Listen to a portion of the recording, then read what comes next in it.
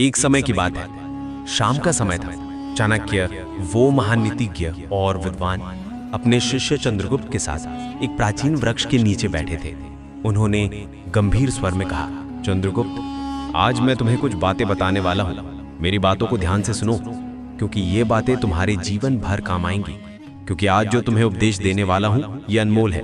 इन बातों को तुम हमेशा याद रखना, क्योंकि आज जो बताऊंगा वो 7 ऐसी जगह हैं जहां पर तुम्हें बुलाने पर भी नहीं जाना चाहिए। अगर कोई बुलाए भी तो विचार किए बिना वहां के बारे में जानने की सोचना भी मत।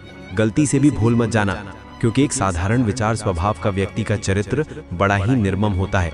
वो बड़ी आसानी से किसी के जाल में फंस जाता है और कई बार उसकी मासूमियत उसे फंसा देती है। मैंने देखा है, तुम अपने रास्ते पर चल रहे हो, लेकिन तुम अपने रास्ते से कई बार भटक जाते हो। इसलिए तुम्हें चाहिए कि तुम इन बातों पर अमल करो और मेरी बातों को गहराई से सुनो। चंद्रगुप्त ने उत्सुकता से कहा, जी गुरुदेव, आप मुझे बताइए। चाणक्य मुस्कुराए और बोले, ठीक है मेरे पुत्र, दिल से बात। मैंने जो तुम्हें 7 बातें दी हैं उन पर विस्तार से व्याख्या करूंगा। ये बातें न केवल तुम्हारे व्यक्तिगत जीवन के लिए, बल्कि एक राजा के रूप में, एक योद्धा के रूप में और एक मानव के रूप में उपयोगी होंगी। ये शास्त्रों, वेदों और मेरी अपनी नीतियों पर आधारित है। अर्थशास्त्र में मैंने कहा है कि बुद्धिमान व्यक्ति वही है जो खतरे को पहले ही पहचान ले।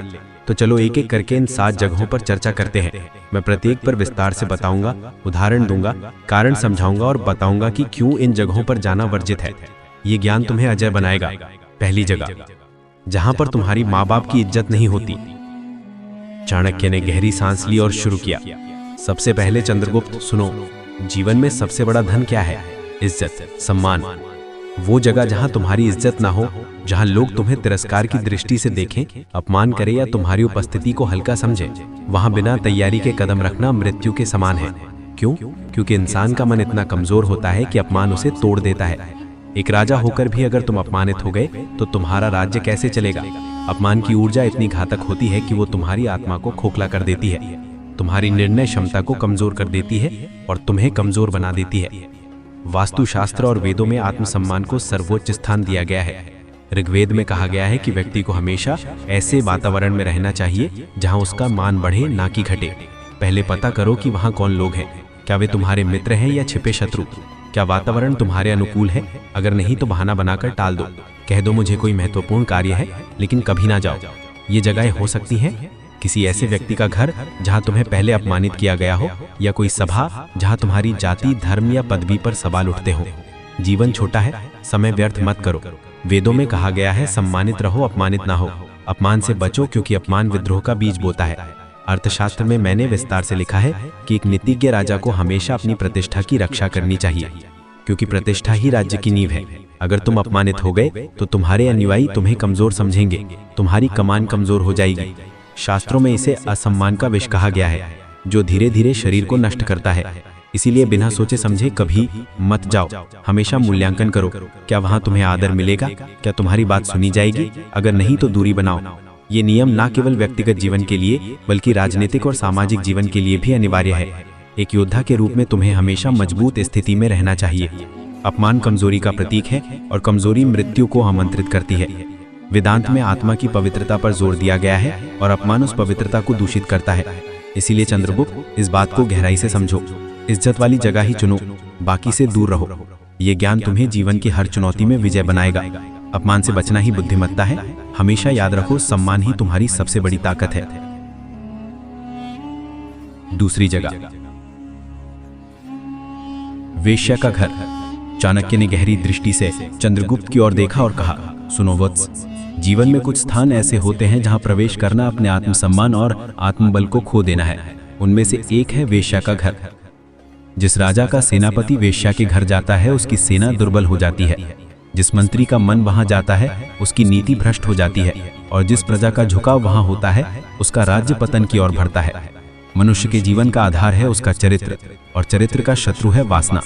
वेश्या का घर बाहरी रूप से आकर्षक दिख सकता है। वहां सुगंध, श्रृंगार, नृत्य, संगीत और क्षणिक सुख का आभास होता है, लेकिन भीतर से वो स्थान आत्मा की ऊर्जा को सोख लेने वाला, पुण्य को नष्ट करने वाला और पाप की गंध से भरा हुआ होता है। चाणक्य ने कहा,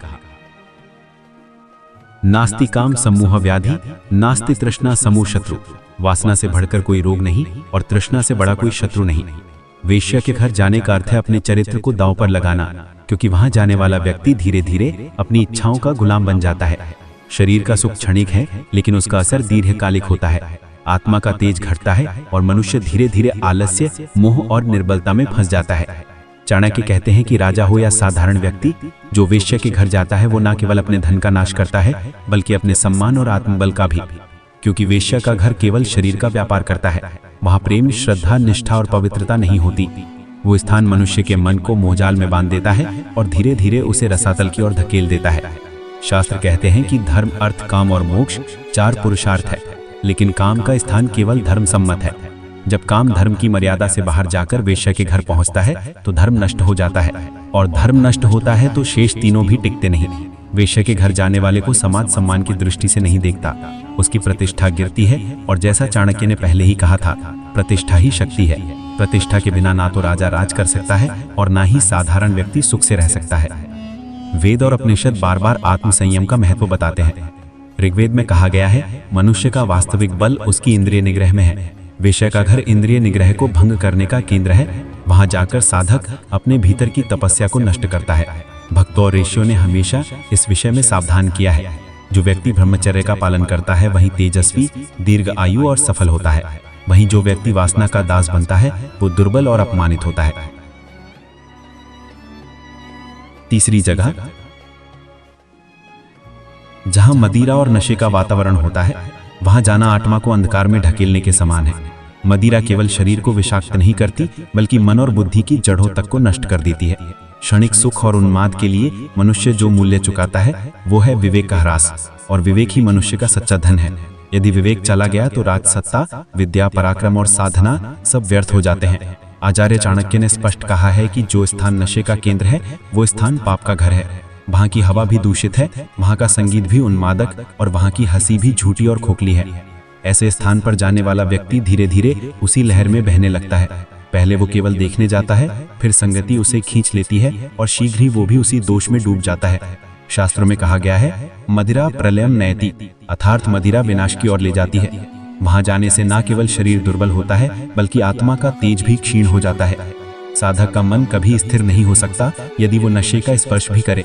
राजनीति के क्षेत्र में ये और भी घातक है। जिस राजा के सैनिक, मंत्री या स्वयं राजा नशे के वश में हो जाते हैं, उनका राज्य शीघ्र ही शत्रुओं के हाथ में चला जाता है। नशे में धुत मनुष्य का रहस्य बाहर निकल जाता है, और यही अवसर शत्रु को चाहिए होता है। इसीलिए आचार्य ने चेतावनी दी, जो अपने गुप्त बात की रक्षा करना चाहता है वो नशे का आसरा कभी न ले। आध्यात्मिक दृष्टि से देखें तो नशा आत्मा की पवित्रता को ढक देता है। मनुष्य का अंतर्मन जो दिव्यता का स्रोत है, नशे के धुएं में दब जाता है। ध्यान टूट जाता है, प्राण शक्ति बिखर जाती है, और जीवन एक अंधी गली में भटकने लगता है। इस कारण जो व्यक्ति नशे के स्थान पर कदम रखता है वो स्वयं अपने भीतर मृत्यु का बीज बोता है, और ये मृत्यु केवल शरीर की नहीं बल्कि चरित्र और आत्मा की भी होती है। इसीलिए चंद्रगुप्त, इस बात को गहराई से समझो। इज्जत वाली जगह ही चुनो, बाकी से दूर रहो। ये ज्ञान तुम्हें जीवन की हर चुनौती में विजय बनाएगा। अपमान से बचना ही बुद्धिमत्ता है। हमेशा याद रखो, सम्मान ही तुम्हारी सबसे बड़ी ताकत है।